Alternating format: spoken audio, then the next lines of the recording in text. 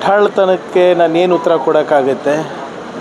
ಇದೇ ವಿಜಯೇಂದ್ರ ಅವರ ಪೂಜ್ಯ ತಂದೆಜಿಯವರು, ಅಪ್ಪಾಜಿಯವರು ನಿಮ್ಗೆ ನೆನಪಿದ್ರೆ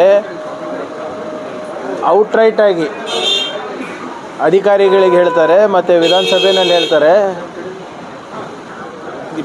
ರೈತರು ಕೇಳಿದಕ್ಕೆಲ್ಲ ನಾವು ಸ್ಪಂದಿಸೋಕ್ಕಾಗಲ್ಲ, ಸರ್ಕಾರ ಹತ್ರ ನೋಟ್ ಛಪಾಯಿಸೋ ಮಿಷಿನ್ ಇಲ್ಲ, ನೋಟ್ ಪ್ರಿಂಟ್ ಮಾಡೋ ಮಿಷಿನ್ ಇಲ್ಲ ಅಂತ ಹೇಳ್ತಾರೆ.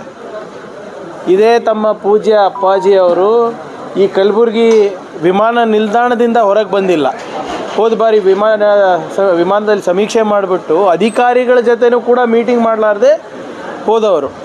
ಸೊ ಆದ್ದರಿಂದ ದಯವಿಟ್ಟು BJP ಅವರು ರೈತರ ಬಗ್ಗೆ ನಮಗೆ ಪಾಠ ಹೇಳಕ್ಕೆ ಹೋಗಬೇಡಿ. ನಿಮ್ಮ ಸರ್ಕಾರ ಇದ್ದಾಗ ಕಲಬುರಗಿಗೆ ಜಿಲ್ಲೆಗೆ ನಮಗೆ ಬಂದಿರೋದು 201 ಕೋಟಿ ರೂಪಾಯಿ. ಅದು ನೀವು ಚಾಲೆಂಜ್ ಮಾಡ್ತೀರಾ? ತಯಾರಿದ್ದೇವೆ ಅದನ್ನು ಅದ್ರ ಬಗ್ಗೆ ಚರ್ಚೆ ಮಾಡಲಿಕ್ಕೆ.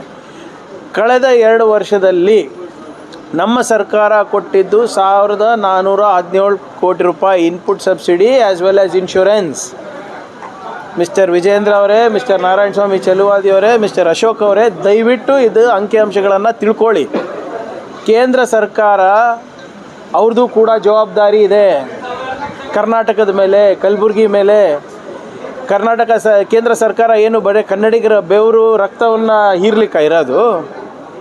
ಏನು ನಮ್ಮ ತೆರಿಗೆ ಕೊಡ್ತಾ ಇಲ್ವಾ ನಾವು?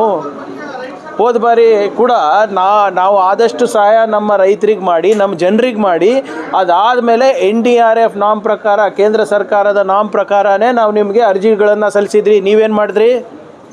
1 ರೂಪಾಯಿ ಬಿಡುಗಡೆ ಮಾಡಿಲ್ಲ. ಅದಾದಮೇಲೆ ನಮ್ಮ ರೈತರ ಹಿತಾಸಕ್ತಿ ಕಾಪಾಡಲಿಕ್ಕೆ ಸುಪ್ರೀಂ ಕೋರ್ಟಿಗೆ ಹೋಗಿದ್ವಿ. ಸುಪ್ರೀಂ ಕೋರ್ಟ್ ಅವರು ಛೀಮಾರಿ ಹಾಕಿ ನೀವು ಅವ್ರಿಗೆ ಕರ್ನಾಟಕದವರಿಗೆ ನೀವು ಪರಿಹಾರ ಕೊಡಬೇಕು ಅಂತಿದ್ದು. ಅದು ನಿಮ್ಮ ಇತಿಹಾಸ ಇದೆ, ತಿಳ್ಕೊಳ್ಳಿ ಫಸ್ಟು. ಆಮೇಲೆ ನೀವೇನು ಉಪಕಾರ ಮಾಡ್ತಾಯಿಲ್ಲ ಕನ್ನಡಿಗರ ಮೇಲೆ. ನಾವು ನಮ್ಮ ಕೆಲಸ ನಾವು ಮಾಡ್ತಾಯಿದ್ದೀವಿ. ನಿಮ್ಮಿಂದ ಏನು ಉಪಕಾರ ಬೇಕಾಗಿಲ್ಲ ನಮಗೆ. ನಾವೇನು ತೆರಿಗೆ ಕೊಡ್ತಾಯಿದ್ದೀವಿ. IT-ನಲ್ಲಿ ನಂಬರ್ 2 ಇದ್ದೀವಿ, GST-ನಲ್ಲಿ ನಂಬರ್ 2 ಇದ್ದೀವಿ.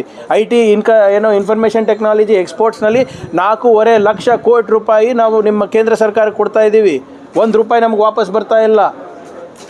ಇದೆಲ್ಲ ಸ್ವಲ್ಪ ಗಮನಕ್ಕೆ ಇಟ್ಕೊಂಡು ಮಾತಾಡಿ. ಏನು ಸುಮ್ಮನೆ ಪುಕ್ಸಟೆ ನೀವು ಯಾರ ಮೇಲೋ ಏನು ಕನ್ನಡಿಗರ ಮೇಲೆ ದೊಡ್ಡ ಎಹಸಾನ್ ಮಾಡ್ತಾಯಿದ್ದೀವಿ, ದೊಡ್ಡ ಉಪಕಾರ ಮಾಡ್ತಾಯಿದ್ದೀವಿ ಅಂತಲ್ಲ. ನಮ್ಮ ಪಾಲು ನಮ್ಗೆ ಕೊಡಬೇಕು ಅಂತ ಕೇಳ್ತಾ ಇರೋದು ಅಷ್ಟೇ.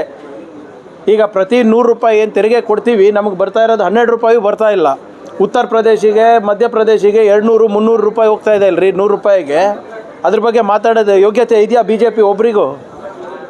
ಈಗ 11 ವರ್ಷ ಆಯಿತು. ಏನು ಮಾಡಿದ್ದಾರೆ ಕರ್ನಾಟಕಕ್ಕೆ? ಏನು ಮಾಡಿದ್ದಾರೆ ಕಲಬುರಗಿಗೆ? ಇವರು ಲೆಕ್ಕ ಕೊಡಲಿ ನೋಡೋಣ. ಸುಮ್ಮನೆ ಇಲ್ಲಿ ಬಂದು ಬಾಯಿಗೆ ಬಂದಂಗೆ ಮಾತಾಡೋಕ್ಕಾಗಲ್ಲ. ನೀವು ಕ್ಷಣ ಕ್ಷಣದ ಸುದ್ದಿಗಳಿಗಾಗಿ ಫ್ರೀಡಂ ಟಿವಿ ಸಬ್ಸ್ಕ್ರೈಬ್ ಮಾಡಿ, ಲೈಕ್ ಮಾಡಿ ಹಾಗೂ ಫಾಲೋ ಮಾಡಿ. ಹೊಸ ಸುದ್ದಿಗಳ ನೋಟಿಫಿಕೇಶನ್ಗಾಗಿ ಬೆಲ್ ಐಕಾನ್ ಮೇಲೆ ಕ್ಲಿಕ್ ಮಾಡಿ.